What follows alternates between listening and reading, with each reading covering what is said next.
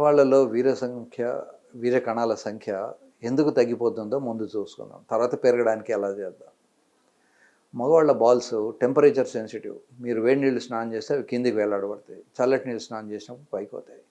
భగవంతుడి సృష్టిలో దీనికి ఒక స్పెషల్ మెకానిజం పెట్టారు. స్క్రోటంలో ఒక డాటాస్ అనే ఒక మజిల్ ఉంటుంది. అది స్లోగా కిందికి మీదికి తిప్పుతూ ఉంటుంది. ఇప్పుడున్న జనరేషన్లో అండర్వేరు, దాని మీద ఇంకో వేరు, దాని మీద జీన్ ప్యాంటు ఇలా వేసుకోవడం వల్ల అది హీట్ అయినప్పుడు కిందికి వేలాడి తన టెంపరేచర్ను తగ్గించుకోలేకపోతున్నది. అన్ఫార్చునేట్లీ ఇండియాలో వేడి దాదాపు 8 నెలలు ఉంటుంది. ఎండాకాలమే ఎక్కువ ఉంటుంది, చలికాలం చాలా తక్కువ ఉంటుంది, వర్షాకాలం చాలా తక్కువ ఉంటుంది. ఈ టెంపరేచరు మన కల్చర్కు ఈ ప్యాంటు అండర్వేరు వేసుకోవడం మన కల్చర్కు సూటబుల్ కాదు. మనం ఏదో మానం పోకుండా నడుంకి లుంగి లాంటిది ఏదో చుట్టుకోవాలి, టు బి ఫ్రాంక్. కానీ మనం బ్రిటిషర్స్ వాళ్ళు వెళ్ళిపోయినా వాళ్ళ కల్చర్ని ఇంకా ఫాలో అవుతూనే ఉన్నాం. ఈ టైట్ అండర్వేర్ వేసుకోవడం, టైట్ జీన్ ప్యాంట్ వేసుకోవడం వల్ల హీటు లాస్ లేకపోవడం వల్ల అవి కొంత డ్యామేజ్ అవుతున్నాయి. రెండో పాయింట్ లైఫ్ స్టైల్ చేంజెస్. ప్రతి వ్యక్తి కూడా భగవంతుడి ఉద్దేశంలో మగవాళ్ళు they are designed for hunting, designed for hard work. అది మానేసుకొని మనం అంతా సాఫ్ట్వేర్ జాబ్స్, ఏసీ రూమ్లో కూర్చుంటాం, ఏమీ హార్డ్ వర్క్ చేయము, సెడెంటరీ లైఫ్. సో ఇవన్నీ చేయడం వల్ల ఈవెన్ గ్లాస్ ఆఫ్ వాటర్ కావాలంటే బెల్ కొడితే రోబో ఒకటి, సర్వెంట్ రోబో అని ఒకటి ఈ మధ్య వచ్చింది, హోమ్ సర్వెంట్ రోబో, అదే నీళ్లు తెచ్చి ఇస్తుంది. ఇలా చిన్న చిన్న పనులు కూడా మనం చేసుకోకుండా సెడెంటరీ లైఫ్ లీడ్ చేయడం వల్ల ఒకటేమో మజిల్ గ్రోత్ సరిగా లేక మజిల్ నుంచి రావాల్సినటువంటి టెస్టోస్టెరాన్ తగ్గిపోతుంది. మూడో పాయింట్ ఏంటంటే ల్యాప్టాప్. ఈ ల్యాప్టాప్లు కొంతమంది ఒళ్ళో పెట్టుకొని చేస్తుంటారు. అలా ఉన్నప్పుడు ఆ హీట్ వల్ల కూడా అది అవుతుంది. ఎవరైతే పెద్ద పెద్ద ఫర్నేస్లలో పనిచేస్తారో వాళ్ళకు కూడా ఈ టెస్టికులర్ హార్మోన్స్ కానీ దాని నుంచి రావాల్సినటువంటి సెమెన్ కానీ తగ్గిపోతూ ఉంటుంది. సో వీర్య కణాలు అలా తగ్గిపోతుంటాయి. ఇది కాకుండా వెరికోసిల్ అనే ఒక కండిషన్ ఉంది. ఈ వెరికోసిల్ ఏమిటి అంటే బాల్స్కి రావాల్సినటువంటి రక్తం వస్తుంది కానీ అక్కడ ఆక్సిజన్ వాడుకున్న తర్వాత అది బ్లూ కలర్ అవుతుంది. ఆ బ్లూ గొట్టంలోంచి మళ్ళీ డ్రైనేజ్ లాగా వెళ్ళిపోవాలి. అంటే వంటింట్లోకి నీళ్లు బాగానే వస్తున్నాయి కానీ అంటుదోమిన తర్వాత పోవట్లేదు. వంటింట్లో అయితే మనకు వాసన వస్తుంది, దోమలు కుడతాయి. ఇక్కడ టెస్టికల్ నుంచి ఆక్సిజన్ వాడుకున్న తర్వాత బ్లూ కలర్ రక్తం సరిగా పోకపోతే అది స్లగ్గిష్గా రిలీజ్ అవుతూ ఉంటే దాన్ని వెరికోసిల్ అంటారు. ఈ వెరికోసిల్ ఉండడం వల్ల కూడా వీర్య కణాలు తగ్గిపోతుంటాయి. కొద్ది నిమిషాల పాటు గోరువెచ్చని నీళ్ళతో స్నానం చేసినా కానీ స్పర్మ్ కౌంట్ తగ్గిపోతుంది. అందుకనే మగవాళ్ళు they are not suppose to take hot water bath. ఒకవేళ హాట్ వాటర్ బాత్ చేయాల్సి వస్తే సాధ్యమైనంత వరకు తక్కువ టెంపరేచర్ ఉన్న నీళ్ళతో చేయాలి. లాస్ట్ ఫ్యూ మినిట్స్ మళ్ళీ చల్లటి నీళ్ళతో స్నానం చేయాలి.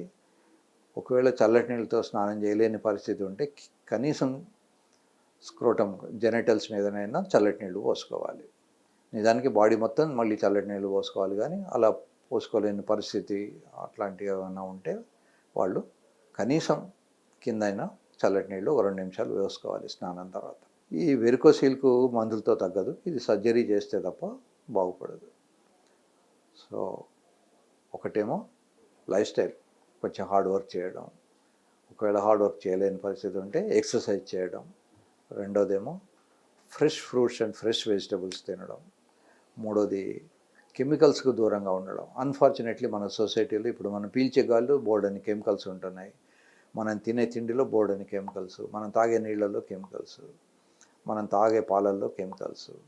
ఇప్పుడు పాలు ఎక్కువ ఇవ్వాలని గేదెలకు ఆవులకు ఇంజెక్షన్స్ ఇస్తారు. అలా ఇవ్వడం వల్ల కొన్ని హార్మోన్స్ అవి పెరిగిపోయి మగవాళ్ళకు మగతనం తగ్గిపోతూ ఉంటుంది.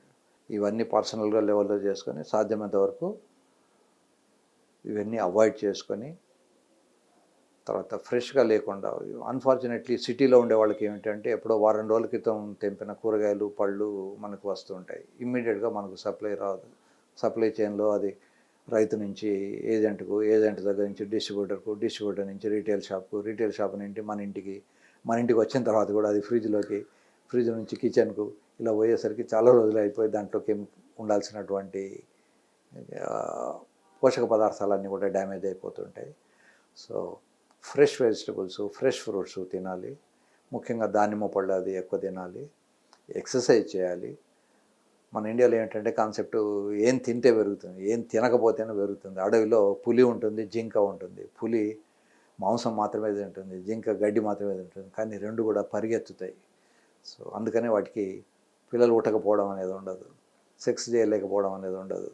కనుక ఏది తిన్నా తినకపోయినా పరిగెత్తడం నేర్చుకోవాలి. ఏదో ఒక రకమైన ఎక్సర్సైజ్, ఏరోబిక్ ఎక్సర్సైజ్ చేయగలిగి ఉండాలి. పరిగెత్తడానికి వీలు లేకపోతే స్కిప్పింగ్ చేయాలి. చాలామంది ఫ్లాట్స్లో ఉండే వాళ్ళకు వీలు కాదు కనుక వాళ్ళు కింది సెల్లార్కి వచ్చి తాడాడుకొని స్కిప్పింగ్ చేసి ఆయాసం పడే ఎక్సర్సైజ్ ఏదో ఒకటి చేసుకోవాలి ప్రతిరోజు. సో ముఖ్యంగా మగవాళ్ళు, ఆడవాళ్ళు కూడా చేసుకోవాలి. ఆడవాళ్ళు కూడా అలా చేస్తే పీసీఓడి అనే వ్యాధి రాదు. మగవాళ్ళు అలా చేయడం వల్ల టెస్టోస్టెరాన్ హార్మోన్ తగ్గిపోకుండా ఉంటుంది.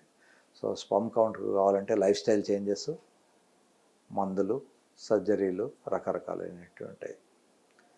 కొద్దిమందికి అజూస్పర్మియా అంటారు, అసలు స్పర్మే ఉండదు, జీరో స్పర్మ్స్ ఉంటాయి.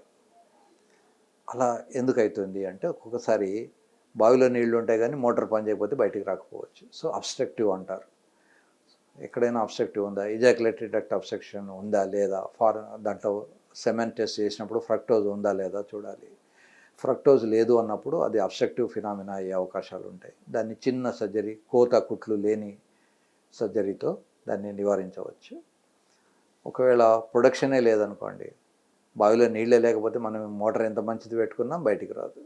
సో ప్రొడక్షన్లో ఏమైనా డిఫెక్ట్స్ ఉన్నాయా, ఎఫ్ఎస్హెచ్ అనే ఒక హార్మోన్ ఉంటుంది. ఈ హార్మోన్ కనుక చాలా ఎక్కువ ఉంటే that indicates testicular failure, testicle పని చేయట్లేదు అని మనకు తెలుస్తూ ఉంటుంది.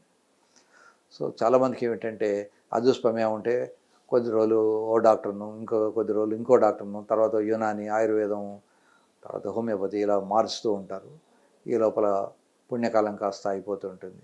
కనుక అజూస్పర్మియా ఉంది అనుకున్నప్పుడు ఒక లిమిట్ పెట్టుకోవాలి. వితిన్ 3 months లేదా వితిన్ 6 months దీనికి ట్రీట్మెంట్ ఇచ్చుకుంటాం. ప్రెగ్నెన్సీ వచ్చిందా, రాలేదనుకోండి, దట్ ఈస్ ఐడియల్ టైం. అవసరం అనుకుంటే డోనార్కి వెళ్ళడము, లేదా గవర్నమెంట్ సోషల్ వెల్ఫేర్ హాస్టల్స్ నుంచి ఆర్ఫన్స్ ఉంటారు, వాళ్ళని అడాప్ట్ చేసుకోవడము, ఏదో ఒకటి చేసుకోవాలి.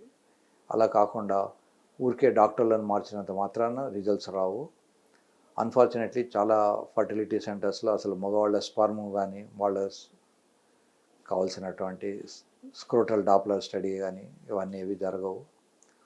ఒకవేళ సెమెన్ టెస్ట్ చేస్తే అది నార్మల్ ఉంటే నార్మల్ ఉన్నది అనుకుంటారు. నార్మల్ ఉన్నప్పుడు కూడా పెనట్రేటింగ్ కెపాసిటీ, లోపలికి చొచ్చుకుపోయే శక్తి ఉందా లేదా అని టెస్టులు చేసుకోవాలి. దానికి డాప్లర్ స్టడీ చేయించుకోవాలి.